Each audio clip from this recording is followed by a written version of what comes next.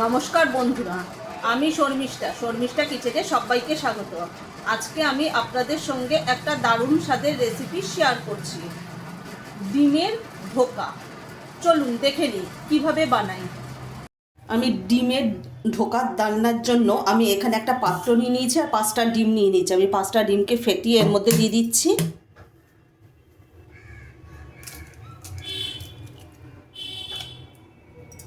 আমি 5টা ডিম নিয়ে নেব।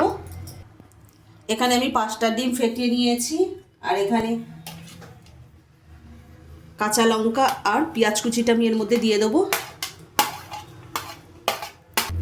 পরিমাণ মতো নুন দিয়ে দেবো। অল্প একটু গোলমরিচ গুঁড়ো দিয়ে দিলাম আমি।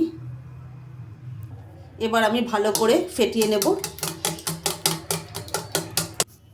আমার ডিমটা ফেটানো হয়ে গেছে। আমি এখানে একটা পাত্র নিয়েছি, পাত্রটার মধ্যে আমি তেল মাখিয়ে নিয়েছি। এবার আমি এটা ঢেলে দেব। আপনারা যে কোনো পাত্র নিতে পারেন, কোনো অসুবিধা নেই, কিন্তু পাত্রর মধ্যে একটু তেল মাখিয়ে নেবেন ভালোভাবে। পুরোটা ঢালা হয়ে গেছে পাত্রটার মধ্যে ডিমটা। আমি গ্যাসটা ধরিয়ে দিলাম, কড়াইটা আমি বসিয়ে দিয়েছি। এর মধ্যে আমি জল দিয়ে দেব। কড়াইয়ের মধ্যে আমি জল দিয়ে দিলাম।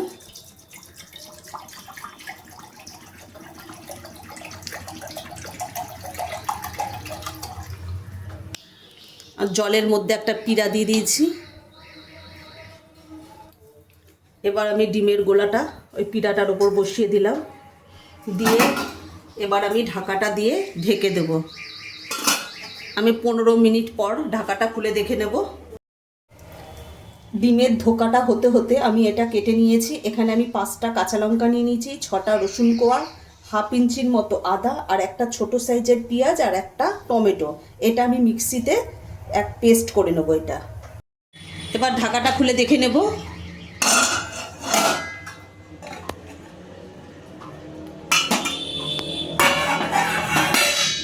দেখুন কত সুন্দর হয়েছে, এই দেখুন।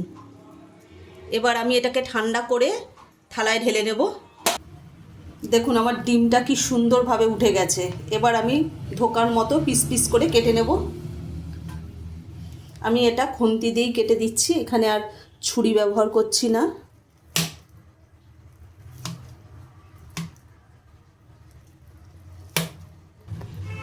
দেখুন আমি এই যে পিস করে নিয়েছি, দেখুন কত সুন্দর পুরো ধোকা।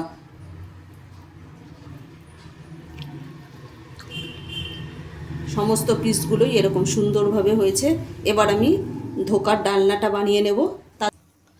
তার জন্য আমি গ্যাসটা জ্বালিয়ে আমি কড়াইটা বসিয়ে দিয়েছি। কড়াইটা একটু ধুয়ে নিয়েছি, এর মধ্যে একটু জল আছে, তার জন্য আমি একটু কড়াইটা শুকিয়ে নিচ্ছি। তারপর আমি সাদা তেলের মধ্যে দিয়ে দেবো।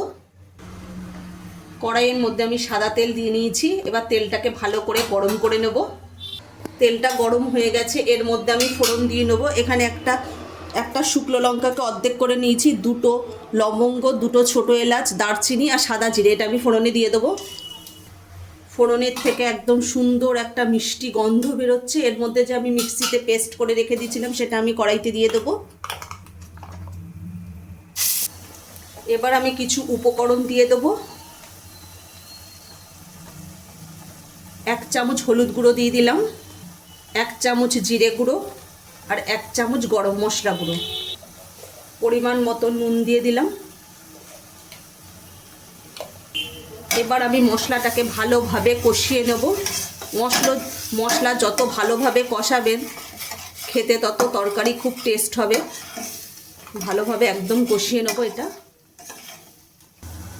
মশলাটা ভালোভাবে কষানো হয়ে গেছে। আমি এখানে অল্প একটু চিনি দিয়ে দেবো, আপনারা চিনিটাকে স্কিপ করতে পারেন। মশলাটাকে আমি আবার ভালোভাবে কষিয়ে নেব।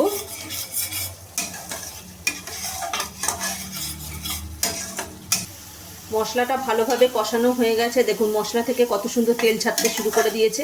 আমি এখানে পরিমাণ মতো জল দিয়ে দেবো, একদম অল্প করে, বেশি জল দেব না।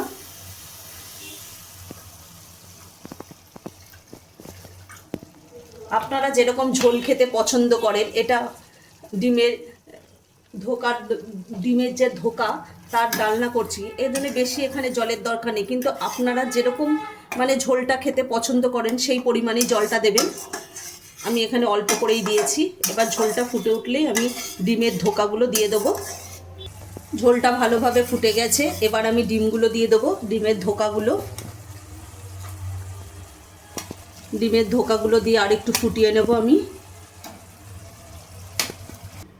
আমাদের ডিমের ধোকা একেবারে রেডি। এবার আমি নামিয়ে নেব। আমার ডিমের ধোকা একেবারে রেডি। আর একবার অবশ্যই এইভাবে বাড়িতে বানিয়ে খেয়ে দেখুন। আপনারা রুটি, লুচি, পরোটা, রাইস, পোলাও সব কিছুর সাথেই আপনারা খেতে পারেন। একদম অসাধারণ লাগে। আর একবার অবশ্যই বাড়িতে বানিয়ে খেয়ে দেখুন। আচ্ছা, যদি আমাদের এই রেসিপিটা যদি ভালো লেগে থাকে তাহলে লাইক, কমেন্ট, শেয়ার এবং সাবস্ক্রাইব করতে ভুলবেন না। আর অবশ্যই বাড়িতে বানিয়ে খেয়ে দেখবেন।